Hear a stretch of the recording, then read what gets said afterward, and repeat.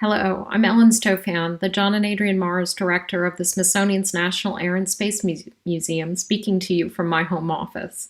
Thank you for tuning in to tonight's Exploring Space lecture. I know that many of our friends, relatives, colleagues, and fellow humans, both in the United States and around the world, are hurting. Whether the challenge is the COVID-19 pandemic or the unrest and righteous anger over recent events in Minneapolis, we at the Smithsonian know the only way we can solve problems and move forward is by coming together. I encourage you to read the recent message from Smithsonian Secretary Lonnie Bunch on the role that all of us can play in rising to this moment at si.edu/newsdesk. I realize that in these circumstances, the first ever image of a collapsed distant star may not be at the forefront of your mind, but the story of how a global team working across miles, cultural and scientific and technical barriers to achieve something remarkable is just the kind of example that should give us hope. And so thank you for taking time out of your focus on other important issues to join us. Our annual Exploring Space lectures are always some of the most anticipated events of the year, so I'm pleased that our team was able to put together a digital version that we can share with all of you tonight. This year's series has celebrated the diversity of techniques we use to explore the universe. So we're excited to have Dr. Shepard Dolman join us tonight to talk about how his team used observatories around the world to capture the first ever image of a black hole. Before we start that fascinating discussion, I'd like to acknowledge our sponsors who make the Exploring Space lecture series possible. Thank you to Aerojet Rocketdyne and United Launch Alliance for their support of this program, especially as we adapted it to bring it into your homes tonight. Now I'd like to turn it over to David Dvorkin, Senior Curator in the History of Astronomy and the Space Sciences, to introduce you to Dr. Shep Dolman and the incredible discovery he's going to talk about tonight. David? Hello, everybody out there. Each year, the National Air and Space Museum's Exploring Space lecture series provides visitors with an opportunity to discover and examine the history of astronomy and space exploration. We bring in distinguished lecturers on the forefront of space science and space history. Tonight's speaker is Shepard Dolman, an astrophysicist at the Harvard-Smithsonian Center for Astrophysics in Cambridge, Massachusetts. He's also the founding director of the Event Horizon Telescope, a synchronized global array of radio observatories, and in addition, he's a Harvard Senior Research Fellow and a project co-leader of Harvard's Black Hole Initiative. After his BA in physics from Reed College, Shep wintered over in Antarctica to conduct space science experiments, gaining an appreciation for the challenges of instrumental work in difficult circumstances. He returned to complete a PhD in astrophysics at MIT, and then became assistant director of the MIT Haystack Observatory. Shep Dolman has been a Guggenheim Fellow and was the recipient of many awards from the Max Planck Institute for Radio Astronomy, as well as grants from the National Science Foundation, the National Radio Astronomy Observatory, and the Smithsonian Astrophysical Observatory. He's also received recognition from MIT, the Gordon and Betty Moore Foundation, and the John Templeton Foundation.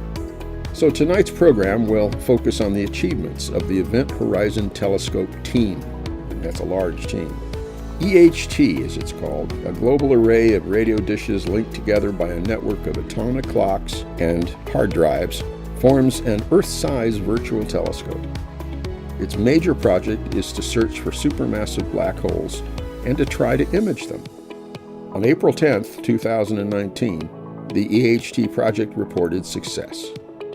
This evening, Shep will tell us about this exciting achievement. So please welcome Shep Dolman.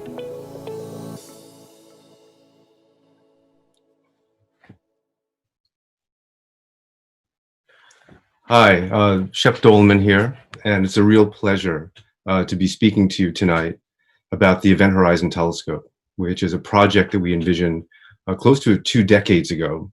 And the goal was to take the first picture of a black hole. And what I want to do tonight is give you some background on that, why we wanted to image a black hole, how we did it, what we found, and most excitingly, where we're going next. Black holes are the most mysterious objects in the universe. They occur when you get enough mass into a small enough volume that the force of gravity is so large that even light can't escape. And they are some of the most ferociously efficient engines in the night sky. They power some of the most powerful phenomena that we can see. So if we could take an image and resolve the black hole itself, resolve the event horizon, the point where gravity is so strong that nothing can escape, then we would be able to test Einstein's theory in one of the only places in the universe where it might break down, and understand how black holes process energy and matter on galactic scales and make the night sky really appear the way it does. This took a global team of people working together with resources across the globe. And in April 10th, 2019, we released the first image. And the day after, we had that evening, we had a wonderful reception at the National Air and Space Museum. So for me and for the whole team, it was a wonderful moment. The National Air and Space Museum is really where it is at for us. We're groupies, and it's a very special moment for us to give this talk. So without further ado, I want to turn your attention to this motivating slide, which shows Hercules A. It is a giant galaxy. It's 2 billion light years away from us, and at its center, there's a black hole that we think that weighs 4 billion times what our sun does. Now, it looks pretty nondescript in the visual light. When you look at it in the radio, you see these incredible blowtorches that are, we think, emanating from the spinning poles of a supermassive black hole. It's the only object we know of that could liberate enough energy to create these jets that span 1.5 million light years. This is one of the most energetic phenomena in the known universe. And what the Event Horizon Telescope aims to do is to zoom in on this phenomenon by many, many factors so that we can see how these jets are launched and whether Einstein's theories hold right where these jets are energized. Now, why do black holes shine so brightly?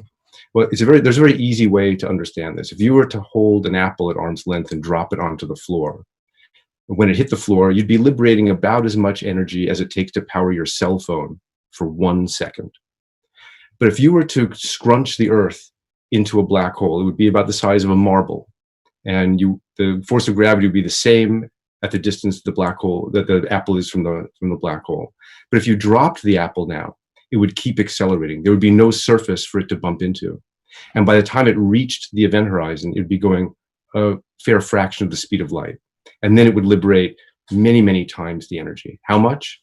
It would liberate enough energy to power all of Manhattan, not for 1 second, but for 1 year. So black holes can turn falling matter into luminous energy. And that's one of the secrets for why they shine so brightly. When we see them at the centers of galaxies, they can outshine the combined light of all the stars in the entire galaxy. Now, let's see what happens when you look at the black hole and all the hot gas around the black hole glows. Some of the light rays are bent by the black hole's gravity. You can see that some are bent slightly, but some make loop-to-loops around the black hole. And if you were to be at the distance of the Earth, looking at the black hole, you would see all of these light rays from the hot gas around the black hole bending. And you would wind up seeing a characteristic shadow feature, a dim region in the very middle with a ring of light around it. And that ring of light it corresponds to the orbit that light makes around the black hole. So if light is trapped in an orbit around the black hole, that's the distance at which it makes that orbit. And the reason it's dark inside is because light rays that cross the event horizon can't be seen by us. Now, the dimensions of this, you can see here. The red shows the event horizon itself, but the shadow seems much larger. It's larger by a factor of the square root of 27, which falls out of Einstein's equations. So we're looking for a very precise size for this shadow. And if we could see this, if we could lay a ruler across space-time, we'd be verifying Einstein right at the black hole boundary. Now, we have to look at the black hole in a very special wavelength of light. Not all light can travel from the event horizon where it's born through the onrushing hot gas, madly trying to get into the event horizon, through the interstellar and intergalactic medium, through the atmosphere of the Earth to our telescopes.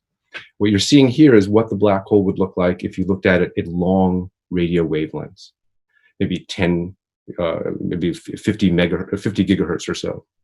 But as you go higher in frequency, you wind up seeing all the way down to the black hole boundary itself. And now you're seeing where the jets are born. And you can see that there's a lot of activity here. And what I want you to understand from this slide is that part of the image is bright, and that's where the matter is rushing towards us. It's Doppler boosted in the same way that a train whistle sounds higher in pitch when it's coming towards you. And on the upper right, it's dim, and that's because of the Doppler deboosting, in the same way that a train whistle sounds lower in pitch as it's moving away from you. And the size of this feature, the size of that ring, has the dimensions that I've already talked to you about. And if we could measure that, that would be a test of Einstein's theory of the black hole. So one of the best places that we can look at in the universe to test this, to see this characteristic shape, is in the galaxy M87. It's 55 million light years away. And we think it has a black hole at its center that weighs 6.5 billion times what our sun does. So the size of that shadow should be about the same size as an orange would look if it was on the moon. So we have to build a very powerful telescope to see it. Here you see what that galaxy looks like in the optical. And you can already begin to see this jet forming going into the upper right here. And the bar shows you a length that corresponds to 3,000 light years across. So we're looking at very large structures on the night sky. What launches this jet? Well, one way to understand what happens is you can overlay this with radio image. So now we're looking at a wavelength of 20 centimeters in the radio regime. And you can see that it overlays perfectly. But now you see that the jet really isn't one-sided. There's a jet that's moving off in the other direction. And you can see it colliding in the lower left with the intergalactic medium. So what's happening here? There are really two jets oppositely directed, but one in the upper right is coming almost directly to us. So it's Doppler boosted. We see it appear to be very bright. The one moving away from us is Doppler deboosted, so it's very, very faint. So we only see one side of this phenomenon. Now, as we zoom in, we'll keep seeing this jet form at smaller and smaller sizes. Now we're looking at a characteristic size of 1,000 light years. Now we're 12 light years, zooming in by nearly a factor of 100. And now we're at 4 light years. We keep seeing this jet launching, and our eyes are guided to this bright spot in the lower left where the black hole resides. And now this is the best image we had been able to make for many, many years of this jet. And you see the beginnings of this jet, but we still don't know what happens in the square. And the whole point of the Event Horizon Telescope was to try to see that black hole shadow, see the black hole that was launching this jet. Now, if you want to photograph a black hole shadow, you need to build a special kind of telescope. And that's because the smallest size of an object on the sky that you can see is given by the wavelength of light at which you're observing divided by the size of your telescope. Now, we already know that we have to observe at 1.3 millimeter wavelength. And the telescope size then to see something that is only 50 microarc seconds across, or about the size of an orange on the moon, needs to be 10,000 kilometers. So how do you make a telescope the size of the Earth? We use a technique called very long baseline interferometry. I still remember when I first learned about this, it seemed magic, and it still has that ring of magic about it. We observed this black hole with separate telescopes on perhaps either side of the Earth. And then we record the data on hard disk drives, and we time tag the data with an atomic clock, which only loses 1 second every 10 million years. And when we do that, we can then take all the data back to a central correlation facility, a central facility where we combine all the data together. And in a supercomputer, we run the signals by each other in time until we find out where they match exactly. And when we combine the data at that precise delay, that gives us a telescope as large as the distance between the two telescopes. So we synthesize a telescope as large as the diameter of the Earth. And of course, we record a lot of data, about 5 petabytes of data, which is equivalent to about 5,000 hours of MP3 playing. It's huge amounts of data. We could never send it back on the internet.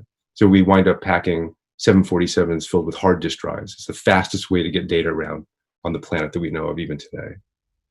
Now, so what you wind up seeing is two essential silvered bits on this virtual mirror.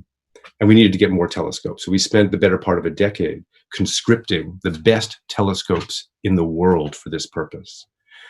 On the right here, you see the IRAM 30 meter in Spain, the LMT in Mexico, the SMT in Arizona, APEX and ALMA in Chile, the submillimeter array and the James Clerk Maxwell telescope in Hawaii, and even the telescope at the South Pole. If you're going to observe the most exotic and extreme objects in the universe, sometimes astronomers have to go to pretty extreme places on the planet.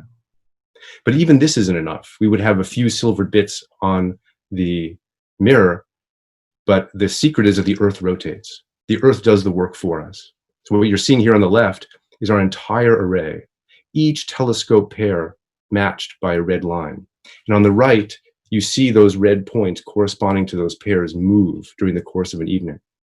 And when we add up all the data that we recorded for one night, you wind up with all those blue traces, each essentially being a silvery reflective part of a global mirror. And when you fill in enough of this mirror, you can begin to make an image. And this is what we did with the Event Horizon Telescope. And this is what we found. I have to say, when we saw this image and we finalized our results on it, it just knocked our socks off. It was an amazing moment for everyone. And it has all the ingredients that I've talked to you about so far. It's a circular feature, which is exactly what we expected. You see a bright part on the bottom where hot gas is rushing towards us at nearly the speed of light, and a dimmer region on the top where it's moving away from us. So already we are corroborating our entire understanding of how gas moves around a black hole and how light is bent. And the size of this black hole, as you'll see, corresponds perfectly to Einstein's predictions of this light ring that corresponds to the orbits of light around the black hole. Now, we first began to get an inkling that we had this real feature emerging for the first time. And we did it through careful embracing of the scientific method. So we thought that if we all got into the same room together, we might all fool ourselves into thinking that we had seen this feature. So we purposefully split up into 4 separate teams, each team independently looking at the data, no team members talking to each other across the team boundaries. And we came together on July 24th, 2018, in a basement at the Harvard Black Hole Initiative. And that's when all the teams revealed what they had seen, each one showing this clear ring signature. This shows a very happy moment for the entire collaboration. You'll see all the people that met in that basement showing to the rest of the collaboration what we had found. And the interesting thing is that there are a lot of people on a speakerphone also sharing in this wonderful moment with us. Now, it wasn't over then, because we thought, well, even so, even though we all see this image, maybe we are seeing the same thing because our algorithms are tuned to see it.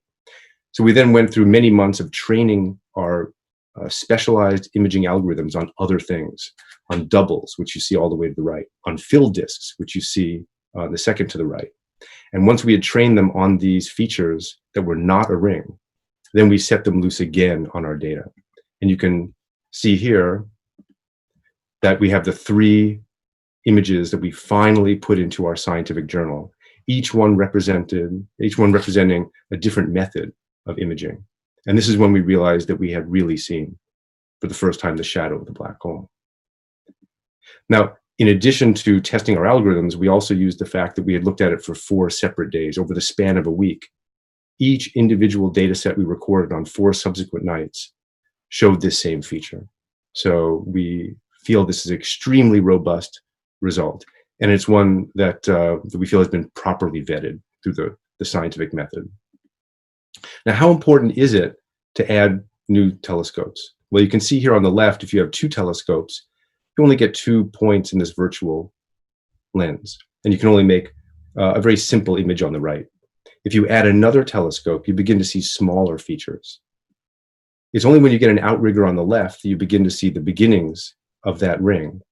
And then the power of this method, which we call interferometry, is that when you get a second outrigger, you fill in enough of the virtual lens that you can make the ring image on the right. And then how does the Earth rotation affect things? You can see that vividly here. On the left, you see the rotating Earth.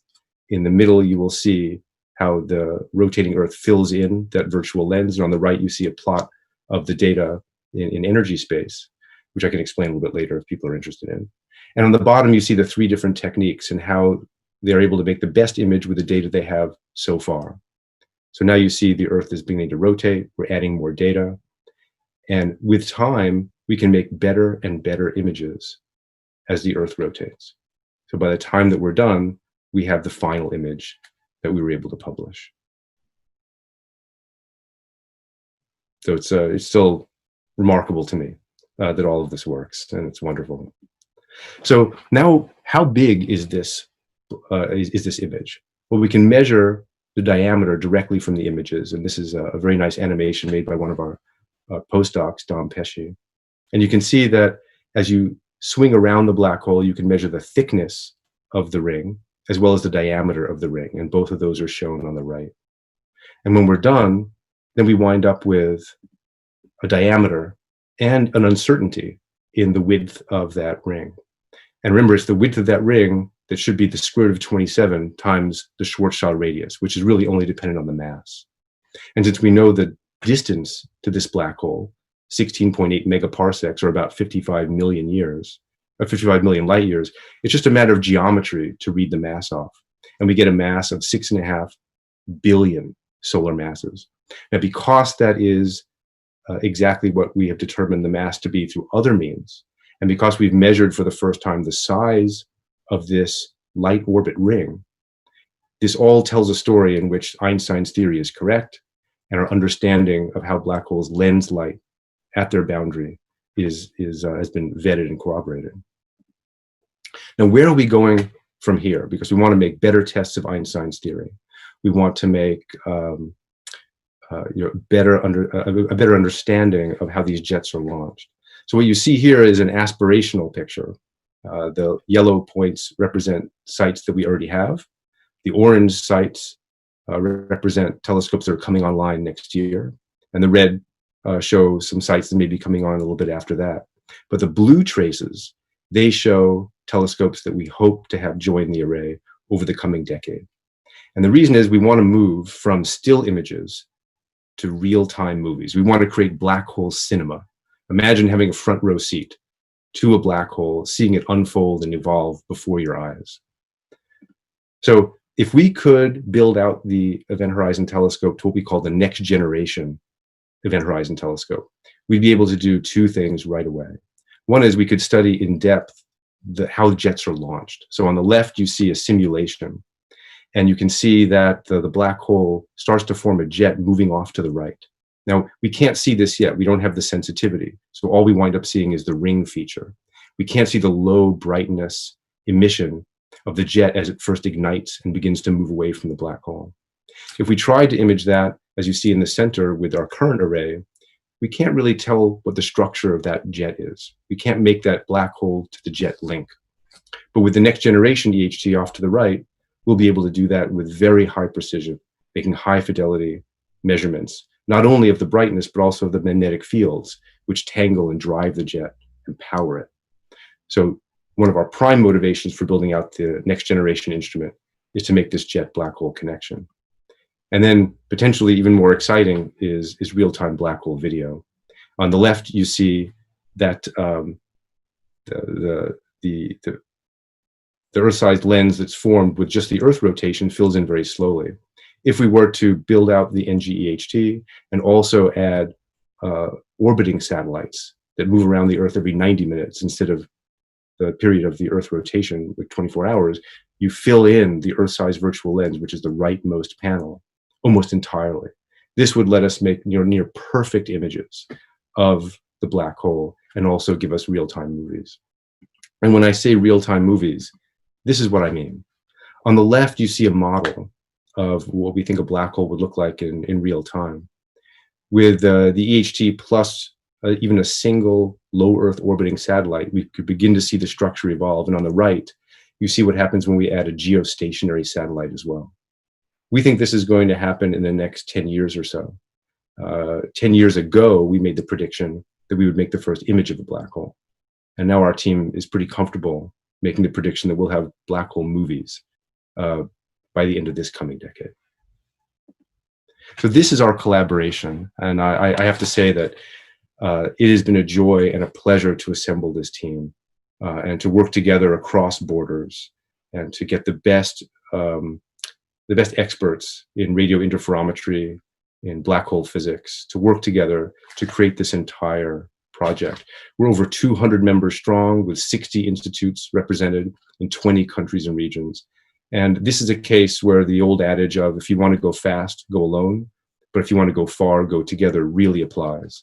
At the beginning of this project, there were only a few of us going to the tops of mountains and carrying out initial observations of these black holes. But now we have a real posse. We have a real group of people that are working together to make this happen. Now, when we came down from our hotel rooms after April 10th, 2019, on the next day, on April 11th, we were really shocked to see the impact of this result globally. We saw it on the front page of every major newspaper. And that's when we realized that this result was not just for us. This result was not just a scientific result, but it was an aspirational result for all of us. We were a team who had attempted what people thought was impossible, to see a black hole. We had nimbly sidestepped some of the political boundaries that divide us to reach across and work together on this project. And we had used resources from many countries. And even more importantly, the fabric of our virtual telescope relied on telescopes in different parts of the world. And it was real joy to work together with this team. And it shows what we think we can do together as humans. So I'll leave you with this image. It's the first of its kind. I think it's destined to be iconic. It's been really inspirational for us, and we hope it's inspirational for you too. I would add that in these times where we're battling the COVID pandemic, and when there are even social events happening that test us, the Event Horizon Telescope really stands as an example of what we can do together as humanity if we focus ourselves. And I'm very hopeful for the future. Thank you very much, and I'm happy to take any questions you have. Thank you, Shep, for a fantastic talk. My name is Matthew Shandell. I'm a space history curator at the National Air and Space Museum, and I'm going to be moderating the Q&A here at the end of the talk. And want to remind all of our viewers that you should submit your questions into the chat underneath the video, and that way those questions will come to us and I can feed them to Shep. So Shep, why don't we start at the top, this question about coming together. So how did you get all of those observatories to agree to cooperate so closely with each other? I know there's a lot of competition for time on instruments at observatories. How did you get so many of them to cooperate? Yeah, it's a wonderful question. So it turns out that these telescopes that we used are some of the best in the world, and so they're very oversubscribed. When you want to use them for your research, you have to get in a long line and you have to write a proposal, and that proposal is judged. And if it has merit, then you get time. In this case, we had to get time simultaneously on 8, 9, even 10 telescopes. So we had to sell all the telescopes on this idea that we could build this Earth-size virtual array. And I think the key was early precursor experiments. On our own dime, as it were, we went to just a few telescopes and showed that the concept worked, showed technically that we could do it, made our first size measurements of these black holes, not images, but just the size of them. And that convinced people that we really needed to resource this entire effort. So I think it was that, building the right team, and that enabled us to go to all the telescopes and make a great case. Great. And once you have that team and everyone cooperating together, after that, what were the technical hurdles that you had to overcome?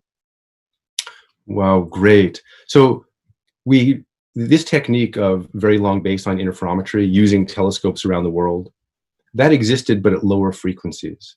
And at lower frequencies, you can record only a small amount of data and still do your science. For the Event Horizon Telescope, we had to push things to their absolute breaking limit. We had to multiply the data rates that were typical by over a factor of 10. And we had to go to these frontier frequencies where the noise in the electronics is much worse. And we were dealing in a situation where the array itself was very sparse. So we had to come up with new algorithms to image the data. So everything was brand new. So we had to push on algorithms, data, and techniques. And we got the right team to do it. It took us over 10 years, but we were able to pull it off. Right. Wow, it's incredibly impressive. You mentioned that you would like to have other telescopes perhaps in orbit to help you with this. One of our questions from one of the viewers is, would a telescope on the moon help in imaging black holes? Oh, yes. That's actually a bit of a dream of ours. So it turns out that you can fill in that virtual lens with a fast-moving telescope in orbit around the Earth. But if you want the extreme angular resolution, which comes with creating a telescope that's bigger than our planet, then you go to the moon or even farther away.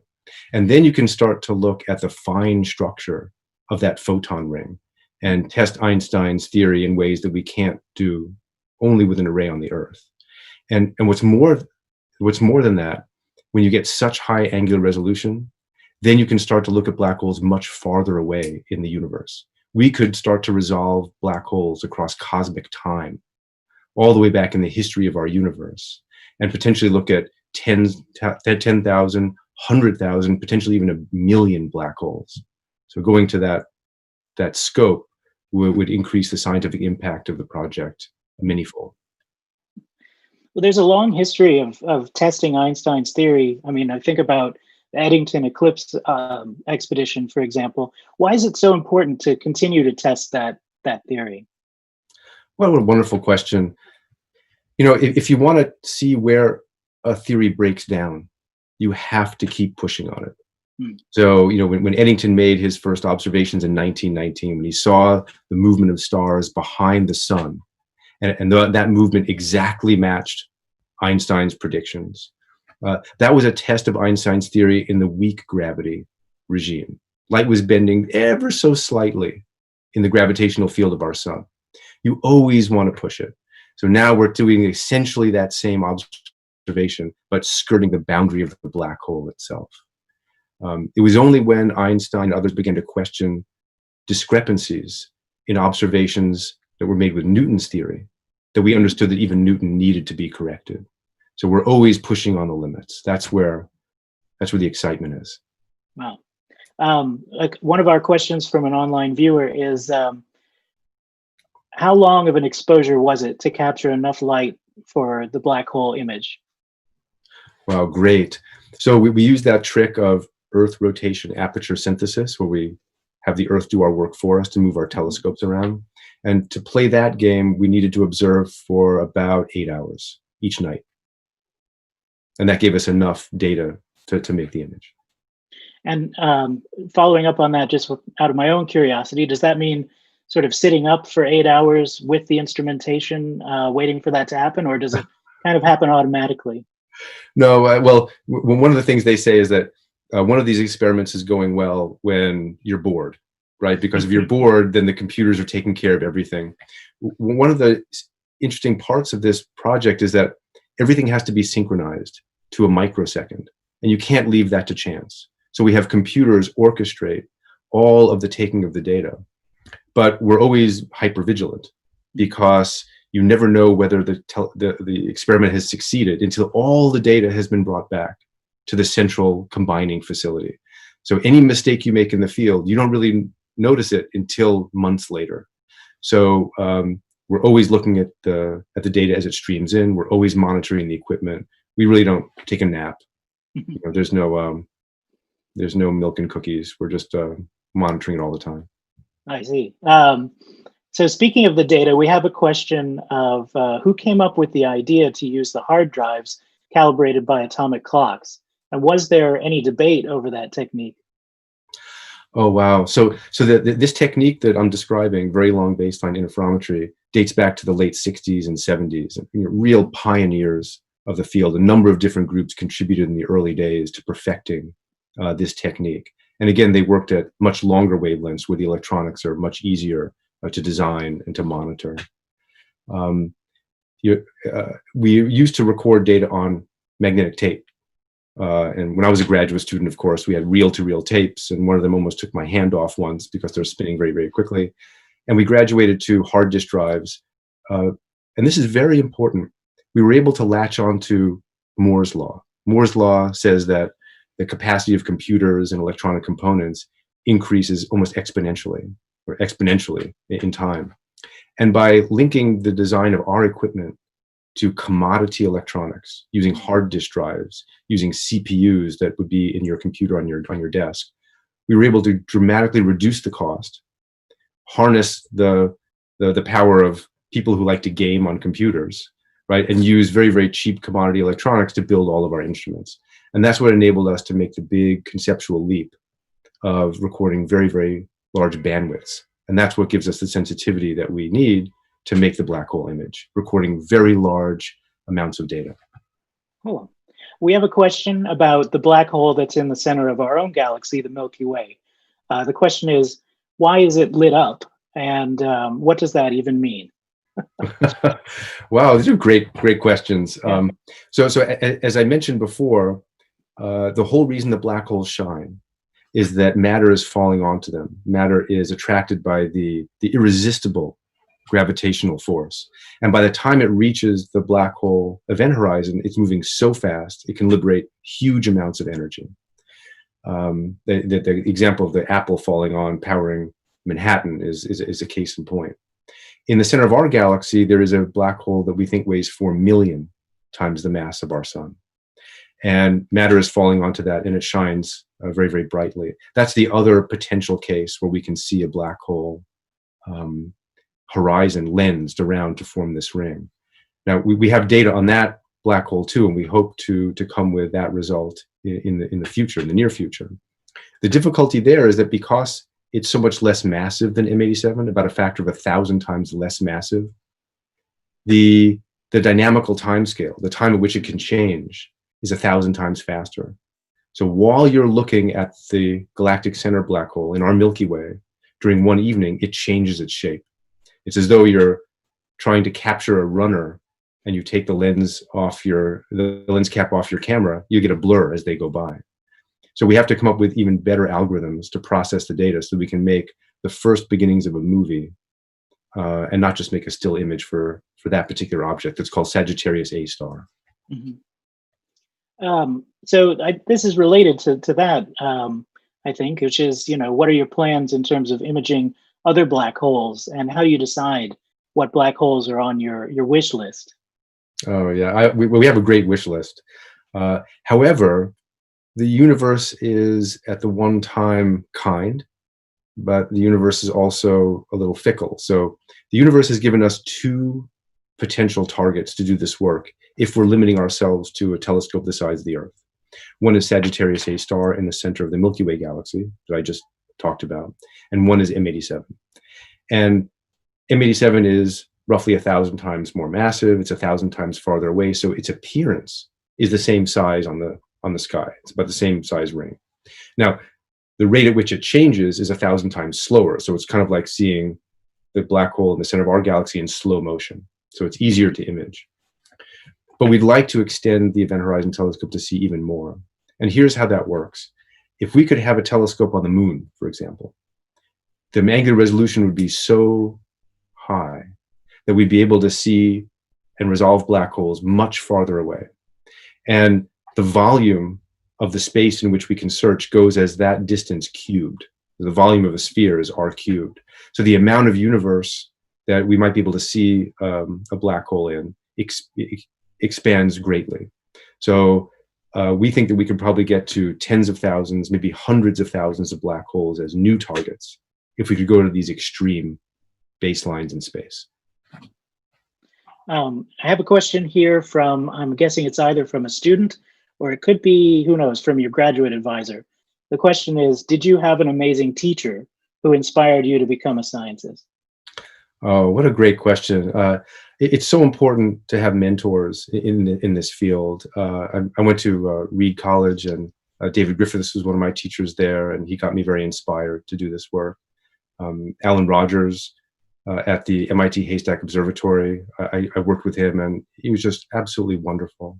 And there have been many people along the way. One thing that I've learned in this business is that you really do need to take some time to mentor people. And I want to point out to the young people listening in, early career researchers in this particular project have made seminal contributions. We could not have done this project without the hard work, dedication, and sheer brilliance of the younger early career people. They're the ones who have the time to focus laser-like on all of these problems. And in many of the areas of algorithm development, taking the data, processing the data, simulating different models to let us know what it meant, they made great strides. So it's really part of the whole scientific process, not just to question ourselves, but also to help people in all career stages realize their potential and contribute to the project. We have a question related to the jets that are coming out of the black holes that you showed. The question is, how hot are the gases that are being ejected from the black hole, or are they hot at all? Wow, wonderful question. So when you think about the environment around the black hole, you just have to completely take yourself away from your everyday experience. Okay, so when the matter falls onto the black hole, it encounters a cosmic traffic jam, right? It's trying to get into an extremely small volume, and it's packing in there, and through friction, through interaction, the gas heats to tens of billions of degrees. So it's amazingly hot, emitting copious radiation at all wavelengths. And only some of those wavelengths can free stream back through that hot gas to us. That's why we look preferentially at the millimeter wavelengths. But it is that it's that force, and it's the luminous energy that lets us see black holes, really. But remind me, what was the other point of the question? Because I feel I may have. Did I answer that question? I think so. I mean, it sounds like that they're not quite what we might think they are from what they look like. But I'm sorry, the jets. So yeah, the jets, exactly. Yeah, the jets. So the hot gas really drives the jet. But the key thing for the jets is the interaction of that hot gas with magnetic fields. Because as the gas flows in, it becomes ionized. It dissociates into electrons and protons. And those charged particles can push the magnetic field. They kind of bully the magnetic field into falling into the black hole with them. And then the magnetic fields twist around the black hole as it spins. And then the charged particles are constrained to move along those magnetic field lines. So it's as though you have an egg beater with one end of the magnetic field in the black hole whipping around like this. And charged particles, like beads on a wire, are flung out due to the centrifugal force at near light speeds. So this is how those black holes generate these jets. We're hoping in the near future to come with images of the magnetic fields around the black holes. That would help us solve that mystery. Well, I think we have time for a couple more questions. Let's see. We have a question about the computers that you use to, say, run the algorithms. You've talked a bit about getting better algorithms. What about having more distributed computer power? Like, for example, the way that SETI uses a network of home computers to help run and process data. Oh, wonderful. Whoever wrote that, I want to hire them. This is exactly what we're doing. What a wonderful question. So it turns out that when you capture so much data, which is really the lifeblood of our project, you need a commensurate computing facility to analyze it.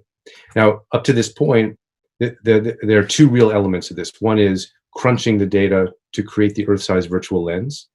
And the other side of the coin is then processing those data with novel imaging algorithms. Both require a lot of computing power.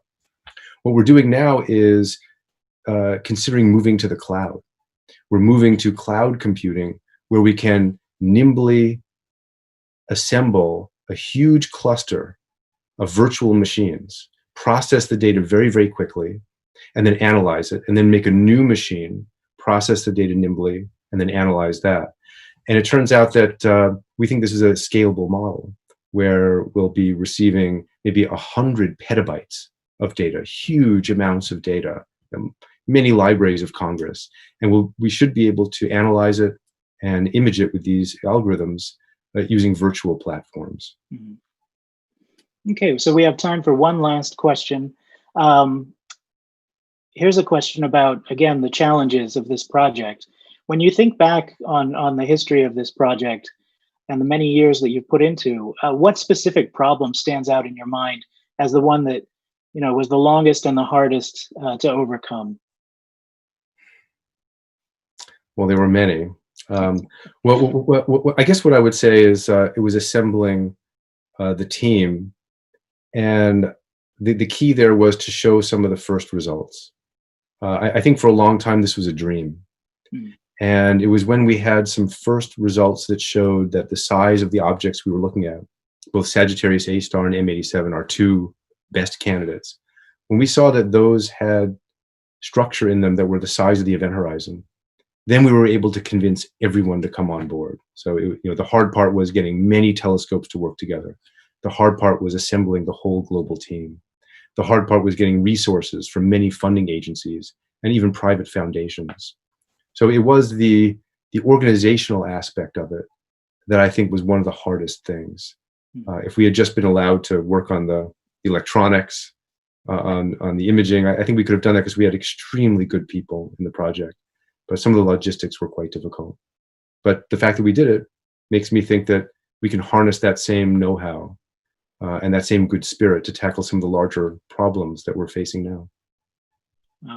Well, thank you again, Shep, for a great talk. We're really happy that you were able to join us on this virtual format. And thank you to everyone who tuned in and who sent in your questions. We hope you're all doing well and staying safe. And also, we want to thank our sponsors, Aerojet Rocketdyne and United Launch Alliance. So from the National Air and Space Museum, we hope you all have a great evening. And thanks again for tuning into this talk. Thank you.